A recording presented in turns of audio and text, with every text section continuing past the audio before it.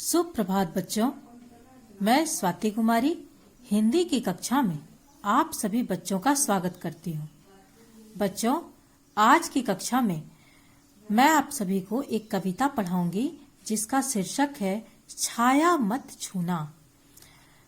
कविता पढ़ने से पहले हम लोग कवि के जीवन परिचय से परिचित होंगे। छाया मत छूना कविता के कवि हैं गिरजा कुमार माथुर।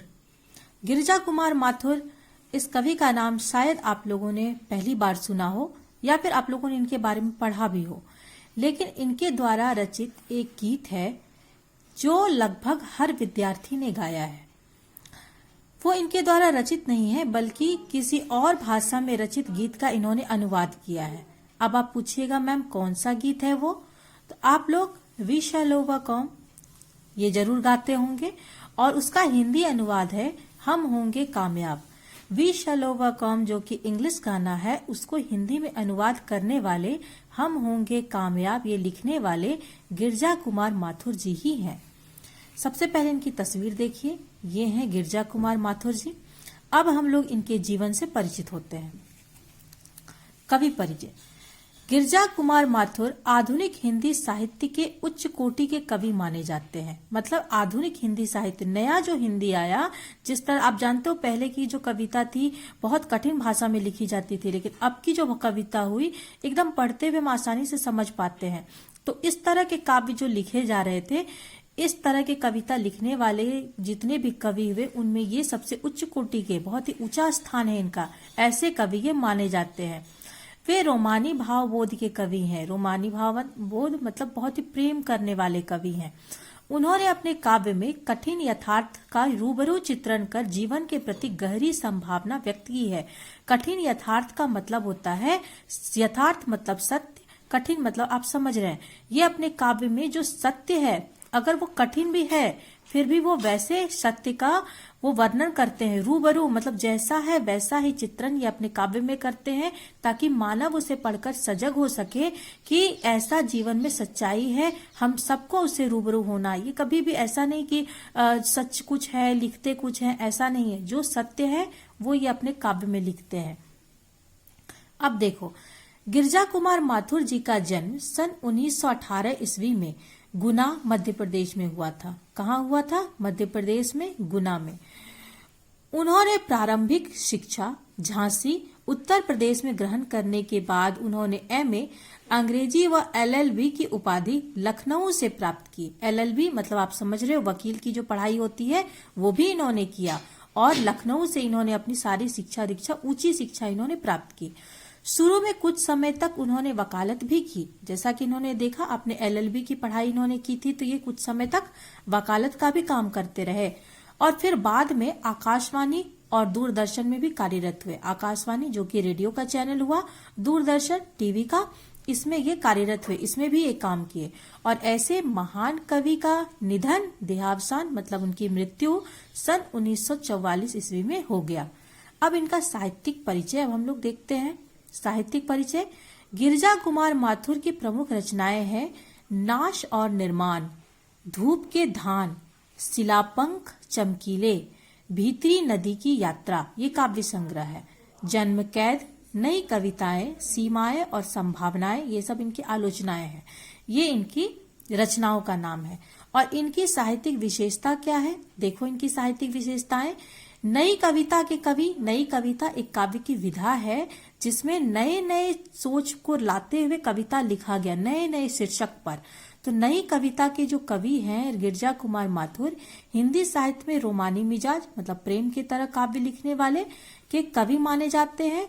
और उनके काव्य की जो विषय होती है वो मौलिकता से भरी हुई होती है। मौलिकता मतलब नई नई टॉपिक को लाते हैं, ये किसी का नकल नहीं करते हैं।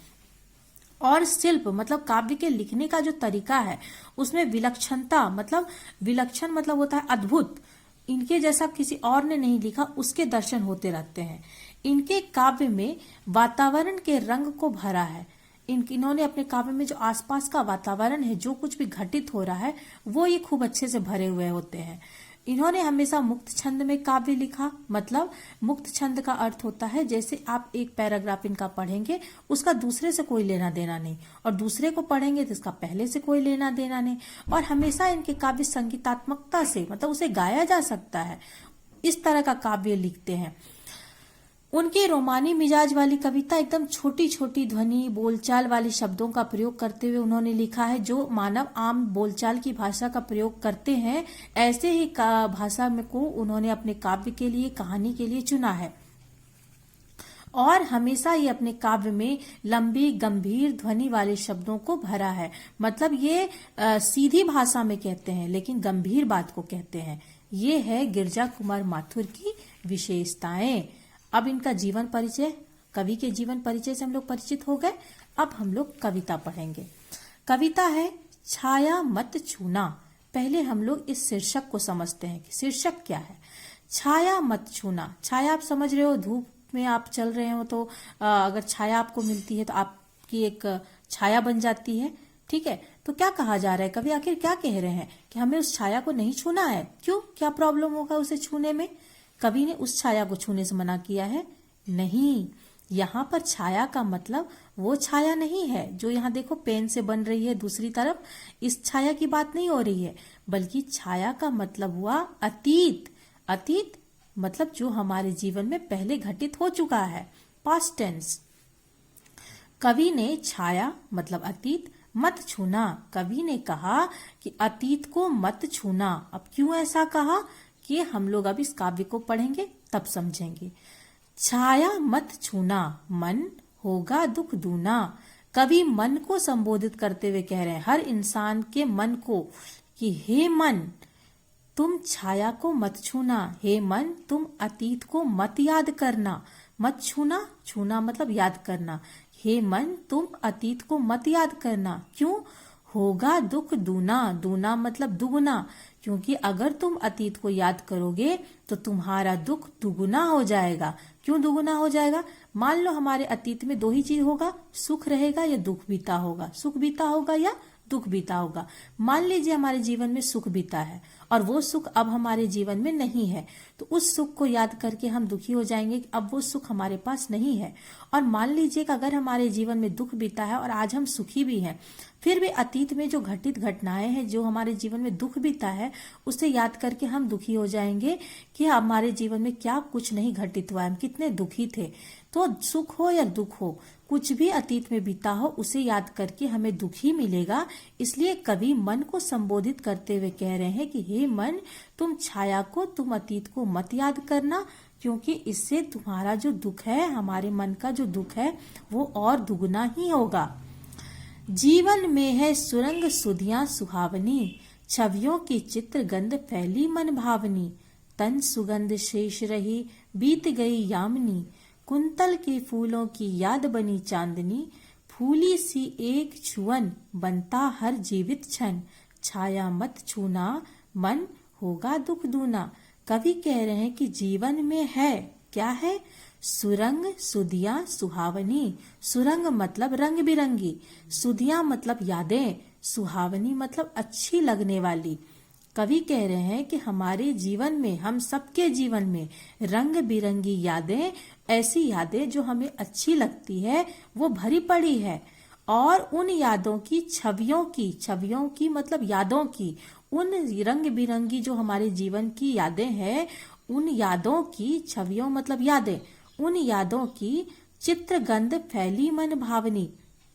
उन यादों की चित्रगंध मतलब उसकी जो मिली जुली यादें हैं, उसकी जो गंध है, उसकी जो यादें हैं, फैली मन भावनी, वो हमारे मन पर पूरी तरह से फैली हुई है और हमारे मन को भाई हुई है। फिर से इसका अर्थ सुन लीजिए। कवि कह रहे हैं कि हमारे जीवन में रंग बिरंगी यादें, जो कि अच्छी लगने वाली यादें हैं, वो यादें फैली हुई है। और उन यादों की, जो हमारे जीवन में रंग बिरंगी यादें हैं, उन यादों की चित्र, उसकी खुशबू, उसकी गंध हमारे मन पर फैली हुई है और हमारे मन को भाई रहती है। और उन यादों को उन्होंने एक तन मान लिया है, ठीक है। तो उन यादों को उन्होंने तन माना है, तो कह रहे हैं कि तन सुगंध शेष रही। उन यादों की जो सुगंध है वो तो केवल शेष रही है, वो तो केवल बची हुई है। बीत गई यामिनी, यामिनी मतलब चांदनी रात, लेकिन बीत गई चांदनी रात मतलब सुख वाली रात वो बीत चुकी है। कवि कहते हैं कि उन यादों की एक सुगंध केवल शेष रह गई है, लेकिन वो सुख वाली याद, वो सुख वाली रात अब बीत चुकी है। कुंतल के फूलों की याद बनी चांदनी। कुंतल मतलब होता है बाल, लंबे बाल। लंबे बालों में फूल महिलाएं लगाती है और वो सुख का प्रतीक है, क्योंकि महिलाएं खुश रहती है, सुखी रहती है, तभी वो फूलों में बालों में फूल लगाती है। तो कवि कहते हैं कि जिस प्रकार लंबे बालों में फूल लगाना सुख का प्रतीक है, ठीक उसी प्रकार हमारे जीवन में बीती हुई सारी घटनाएं एक याद बन गई है। कुंतल के फूलों की याद बनी चांदनी। वो चांदनी रात, वो सुख वाली रात हमारे जीवन में एक कुंतल के फूलों की जैसी याद बनकर केवल रह गई है, उसके जैसा केवल सुख बनकर रह गया है, वो अभी हमारे जीवन में नहीं है। भूली सी एक छुअन बनता हर जीवित क्षण। भूली सी, कवि कहते हैं कि उन यादों को यदि भूल से भी, भूली सी मतलब भूल से भी एक छुअन बनता, उस यादों को अगर भूल से भी आप छूते हैं, उसे याद करते हैं, तो उसका हर जीवित क्षण वो फिर से हमारे सामने एक जीवित क्षण की तरह याद आकर खड़ा हो जाता है। वो फिर से हमें याद हो जाता है, वो क्षण, बीता हुआ एक एक क्षण हमारे सामने फिर से जीवित बनकर खड़ा हो जाता है। फिर कवि कहते हैं, छाया मत छूना मन होगा दुख दूना। हे मन, तुम छाया को मत छूना। हे मन, तुम छाया को मत छूना, मतलब तुम अतीत को याद मत करना, नहीं तो हमारा दुख दुगुना हो जाएगा। इस पंक्ति में कवि ने क्या बताया कि अब मन को संबोधित करते हुए कह रहे हैं कि हे मन, तुम अतीत को मत याद करना, क्योंकि इससे हमारा दुख और दुगुना होगा। हम सबके जीवन में रंग बिरंगी यादें फैली हुई है, मन को अच्छी लगने वाली यादें फैली हुई है, पर उन यादों की केवल एक चित्र हमारे मन पर है और वो रात बीत चुकी है, वो सुख वाली रात बीत चुकी है। केवल उसकी एक सुगंध मात्र शेष है, लेकिन वो चांदनी रात, वो सुख वाली रात बीत चुकी है। और लंबे बालों में फूल लगाना जैसे सुख का प्रतीक होता है, ठीक उसी प्रकार वो केवल एक याद बनकर हमारे जीवन में रह गई है, लेकिन वो चांदनी रात, वो सुख वाली रात अब बीत चुकी है। और हे मन, यदि तुम भूल से भी उसे याद करते हो, उसे जरा सा भी उस यादों को छू देते हो, तो वो हमारे सामने एक जीवित क्षण बनकर खड़ा हो जाता है। हे मन, तुम छाया को मत छुओ, तुम अतीत को मत याद करो, क्योंकि इससे हमारा दुख और दुगुना हो जाएगा। ये पहली पंक्ति मुझे लगता है आप लोगों को समझ में आ गई होगी। अब हम लोग आगे पढ़ेंगे। कवि क्या कहते हैं, यश है या ना वैभव है, मान है ना सरमाया, जितना ही दौड़ा तो उतना ही भरमाया। प्रभुता का शरण बिंब केवल मृतृष्णा है, हर चंद्रिका में छिपी एक रात कृष्णा है। जो है यथार्थ कठिन उसका तू कर पूजन, छाया मत छूना मन होगा दुख दूना। कवि कहते हैं कि यश है या ना वैभव है, मान है ना सरमाया। यहाँ पर 4 शब्द आ गए, यश, वैभव, मान, शर्माया। अब इसका अर्थ क्या है? यश मतलब कीर्ति, वैभव मतलब धन दौलत, मान मतलब सम्मान, सरमाया मतलब पूंजी, जो हमारे पास जो भी कमाई हुई राशि है। तो कवि कहते हैं यश या फिर धन दौलत, सम्मान या पूंजी, ये सारी चीजें नहीं है। क्या नहीं है? यश है या ना वैभव है, मान है ना सरमाया। कवि कहते हैं ना तो कीर्ति, ना तो धन दौलत, ना तो मान सम्मान और ना ही पूंजी, ये सारी चीजें अस्थाई नहीं है। ये आप नहीं कह सकते कि ये सारी चीजें आज आपके पास है तो कल भी आपके पास होगा, नहीं, ये पॉसिबल नहीं है। आज आपके पास है तो कल नहीं भी हो सकता है, और आज नहीं है तो कल हो भी सकता है। जितना ही दौड़ा तू उतना ही भरमाया। कवि कहते हैं कि इन चारों चीजों के पीछे तुम जितना ही ज्यादा दौड़ोगे, उसके पीछे जितना ही भागोगे, उतना ही भरमाया, उतना ही तुम भ्रमित होगे, उतना ही तुम धोखा खाओगे। वो तुम्हें अस्थायी रूप से नहीं मिलने वाला, वो सिर्फ एक छलावा है। प्रभुता का शरण बिंब, कवि कहते हैं कि ये सारी चीजें एकदम भ्रमित है, धोखा है। कैसे धोखा है? तो प्रभुता का शरण बिंब, प्रभुता का मतलब होता है बड़ा बनने की, जो एक बड़प्पन वाला भाव होता है कि हम बहुत बड़े आदमी हैं। प्रभुता का शरण भी मतलब हम बहुत बड़े आदमी हैं। ये जो भाव होता है इंसान के अंदर, यह केवल मृग तृष्णा है। ये केवल, इस शब्द को तोड़ो, मृग तृष्णा। मृग मतलब होता है हिरण, तृष्णा मतलब होता है इच्छा। तो मृग तृष्णा मतलब ऐसे तो हुआ हिरण की इच्छा, लेकिन मृग तृष्णा मतलब हिरण की इच्छा नहीं होगा, बल्कि इसका अर्थ हुआ एक छलावा। तो अब आप बोलिएगा मैम शब्द को तोड़ने से तो अलग अर्थ निकला, मृग मतलब हिरण, तृष्णा मतलब इच्छा, तो इसका अर्थ तो मृग हिरण की इच्छा होनी चाहिए, तो फिर इसका अर्थ छलावा कैसे हुआ? तो देखिए मैं आपको बताती हूँ, इसके पीछे एक कहानी है। क्या हुआ ना, मरुस्थलीय क्षेत्र में जहाँ बहुत ही ज्यादा बालुई क्षेत्र है, वहां पर हिरण बहुत तपती दोपहर में पानी की तलाश में इधर उधर भटकता है, और उसे दूर रेत बहता हुआ, उस पर जब सूर्य की किरण पड़ती है तो उसे दूर से वो देखकर लगता है कि वहां पानी बह रहा है, तो वो तेजी से उसकी तरफ भागता है पानी पीने के लिए। लेकिन वो जितना ही आगे जाता है वो उससे उतना ही दूर हटता हुआ प्रतीत होता है। वो रेत का बहता हुआ धारा, जिसको वो जल की धारा बह समझ लेते हैं, वो उससे उतना ही दूर होता चला जाता है। फिर हिरण और आगे जाता है, वो और उससे दूर हो जाता है, फिर हिरण और आगे जाता है, वो और उससे दूर हो जाता है, और अंत में वो थक हार कर बैठ जाता है, उसे पानी नहीं मिलता है। तो हिरण को इच्छा थी पानी पीने की, लेकिन उसे धोखा मिला, इसीलिए मृग तृष्णा का छलावा हुआ। तो कवि ने कहा कि प्रभुता का शरण बिंब मतलब बड़ा बनने की जो एक इंसान के अंदर चाह होती है, बड़प्पन का जो एक एहसास होता है कि हम बहुत बड़े इंसान हैं, ये केवल एक मृग तृष्णा है, ये केवल एक छलावा है। वो गलत समझ रहा है कि वो बहुत बड़ा आदमी है। हर चंद्रिका में छिपी एक रात कृष्णा है। हर चंद्रिका मतलब हर चांदनी रात, हर पूर्णिमा वाली रात, हर रोशनी वाली रात के पीछे एक रात और छिपी हुई है। और वो रात कैसी रात है?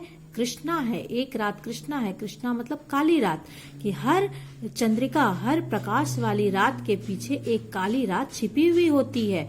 मतलब हर इंसान, तुम इस चीज को समझ लो कि तुम्हारे जीवन में आज दुख है तो इसके पीछे सुख है, कल वो सुख आएगा। और आज तुम्हारे जीवन में सुख है तो कल को तुम्हारे जीवन में दुख जरूर आएगा। ऐसा कभी नहीं होता है कि आज तुम्हारे जीवन में दुख है तो तुम सब दिन दुखी रहोगे, और आज तुम्हारे जीवन में सुख है तो तुम सब दिन सुखी रहोगे। नहीं, जिस तरह से प्रकाश वाली रात, चांदनी रात के बाद एक काली रात जरूर आती है, और एक काली रात के बाद फिर से एक प्रकाश वाली रात जरूर आती है, चांदनी रात जरूर आती है, ठीक उसी प्रकार सुख के बाद दुख और दुख के बाद सुख आता ही आता है। जो है यथार्थ कठिन उसका तू कर पूजन। कवि कहते हैं कि जो है यथार्थ, यथार्थ मतलब सत्य, कठिन, जो सत्य है फिर चाहे वो कठिन ही क्यों ना हो, ऐसे सत्य का तुम कर पूजन, ऐसे सत्य का तुम पूजन करो, उसकी तुम पूजा करो। छाया मत छूना मन होगा दुख दूना। फिर से वो वही लाइन रिपीट कर रहे हैं कि हे मन तुम छाया को मत छूना, नहीं तो तुम्हारा दुख दुगुना होगा। इस पंक्ति में कवि ने क्या बताया कि यश, वैभव, वैभव मतलब धन संपत्ति, यश मतलब कीर्ति, मान मतलब सम्मान, सरमाया मतलब पूंजी, कि कीर्ति, धन दौलत, सम्मान और पूंजी ये सारी चीजें अस्थायी नहीं है। इन सब के पीछे तुम जितना ही ज्यादा दौड़ोगे उतना ही ज्यादा तुम भ्रमित होगे। बड़ा बनने का जो एक एहसास होता है ये सिर्फ एक मृग तृष्णा है, यह सिर्फ एक छलावा है। हर चांदनी रात के पीछे एक अंधेरी रात जरूर होती है, और ठीक उसी प्रकार हर अंधेरी रात के बाद एक चांदनी रात जरूर आती है। जो सत्य है फिर चाहे वो कठिन ही क्यों ना हो, कितना भी कष्टकारी क्यों ना हो, उस सत्य को तुम स्वीकार करो, उसका तुम पूजन करो। उस पूजन करो मतलब उसे, उसका तुम स्वीकार करो। फिर वो मन को संबोधित करते हुए कह रहे हैं कि हे मन तुम छाया को मत छूना, नहीं तो तुम्हारा दुख दुगुना होगा। अब हम लोग अंतिम पंक्ति पढ़ेंगे। दुविधा हत साहस है, दिखता है पंत नहीं, देह सुखी हो पर मन के दुख का अंत नहीं। दुख है ना चांद खिला शरद रात आने पर, क्या हुआ जो खिला फूल रस बसंत जाने पर। जो ना मिला भूल उसे कर तू भविष्य वरन, छाया मत छूना मन होगा दुख दूना। कवि कहते हैं कि दुविधा हत साहस है। हत मतलब होता है मारना, समाप्त करना। कवि कहते हैं कि हर मनुष्य के अंदर दुविधा को मतलब मुश्किल को, जो भी आपके जीवन में कठिनाई आई है उस मुश्किल को हत मतलब समाप्त करने का साहस है। हर इंसान के अंदर दुविधा को, मुश्किल को खत्म करने का साहस है। दिखता है पंथ नहीं पर रास्ता हमें, पंथ मतलब रास्ता, पर हमें रास्ता दिखाई नहीं देता है कि हम कौन सा मार्ग अपनाकर उस दुख को खत्म करें। देह सुखी हो पर मन के दुख का अंत नहीं। कवि कहते हैं कि देह तो सुखी होता है, देह को क्या चाहिए, भोजन वस्त्र आवास चाहिए। देह सुखी हो गया तो देह तो सुखी हो जाता है, पर मन के दुख का अंत नहीं। मन की इच्छाएं अनंत है, वो कभी अंत नहीं होता उसका। आज ये पूरा हुआ, कल को उसकी दूसरी इच्छा हो जाती है। तो मन के दुख का कभी अंत नहीं होता है। दुख है ना चांद खिला शरद रात आने पर, क्या हुआ जो खिला फूल रस बसंत जाने पर। पहले इन दोनों पंक्ति का अर्थ हम लोग समझेंगे, फिर इन दोनों पंक्ति के माध्यम से कवि क्या कहना चाहते हैं उसका अर्थ समझेंगे। कवि कहते हैं कि मनुष्य को इस बात का दुख है कि चांद नहीं निकला। चांद खिला मतलब चांद नहीं निकला। कब? शरद रात आने पर। आपको पता है शरद पूर्णिमा की रात आने पर पूरा चांद निकलता है, पूरा चांद एकदम उसका पूरा स्वरूप दिखाई देता है, एकदम प्रकाश वाली रात होती है वो। लेकिन मनुष्य को इस बात का दुख है कि शरद रात आने पर भी, जिस दिन की पूरी चांद निकलनी है, पूरा चांद निकलना है, उस दिन भी चांद नहीं निकला। इस बात का मनुष्य को दुख है। और क्या हुआ जो खिला फूल, और क्या हुआ जो फूल खिला, कब? रस बसंत जाने पर। बसंत का ऋतु फूलों के खिलने का ऋतु है। जब बसंत ऋतु आता है तो चारों तरफ चमन फैल जाते हैं, फूल खिल जाते हैं।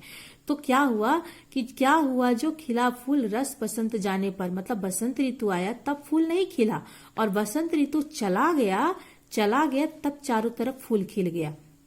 अब इसका अर्थ समझो कि यहाँ पर कवि ने कहा क्या है। कवि कह रहे हैं कि मनुष्य को दुख है कि चांद नहीं निकला शरद रात आने पर।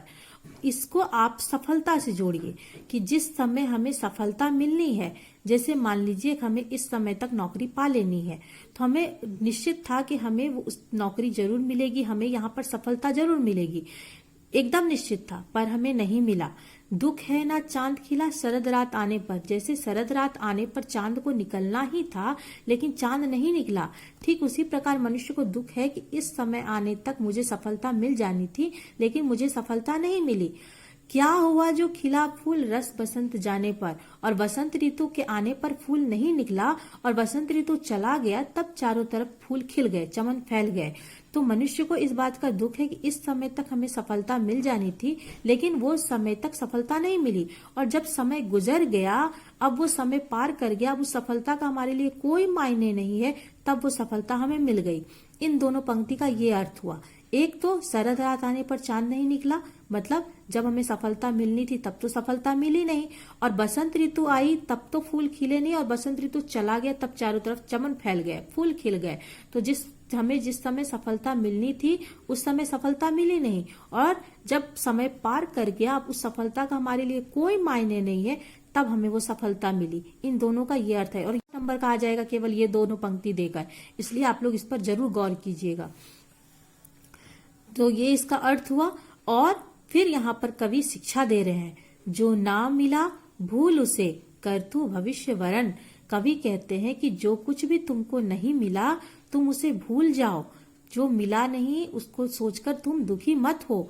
तू भविष्य वरण, तुम भविष्य का वरण करो, मतलब उसका तुम चुनाव करो, उसको तुम भविष्य में जो कुछ भी मिलना है उसको तुम चुनो, उसको तुम स्वीकार करो। छाया मत छूना मन होगा दुख दूना। हे मन, तुम छाया को मत छूना, तुम अतीत को मत याद करना, नहीं तो तुम्हारा दुख दुगना होगा। इसमें कवि क्या कहते हैं कि हर मनुष्य के अंदर दुविधा को समाप्त करने की साहस है, लेकिन उसे रास्ता दिखाई नहीं देता कि कौन सा मार्ग अपनाकर वो अपने जीवन में आए दुविधा को समाप्त करे। हर मनुष्य का दुख, देह तो सुखी होता है पर मन के दुख का कभी अंत होता ही नहीं है। इंसान को इस बात का दुख होता है कि हमें समय आने पर सफलता नहीं मिली, और जब समय हमारा चला गया, अब उस सफलता का कोई मायने नहीं, तब हमें सफलता मिलती है। फिर यहाँ पर कवि सीख देते हैं कि जो कुछ भी तुम्हें नहीं मिला उसे तुम भूल जाओ और तुम भविष्य का वरण करो, भविष्य का चुनाव करो। हे मन, तुम छाया को मत छूना, तुम अतीत को मत याद करना, नहीं तो तुम्हारा दुख दुगुना होगा। ये पाठ यहाँ समाप्त हुआ। मुझे लगता है कि आप लोगों को ये पाठ समझ में आ गया होगा। आप लोग पूरी कविता का मन ही मन भावार्थ कीजिएगा, और कहीं भी एक शब्द का भी प्रॉब्लम हो जो समझ में ना आया हो तो आप लोग कभी भी क्वेश्चन पूछ लीजिएगा। ठीक है? Thank you.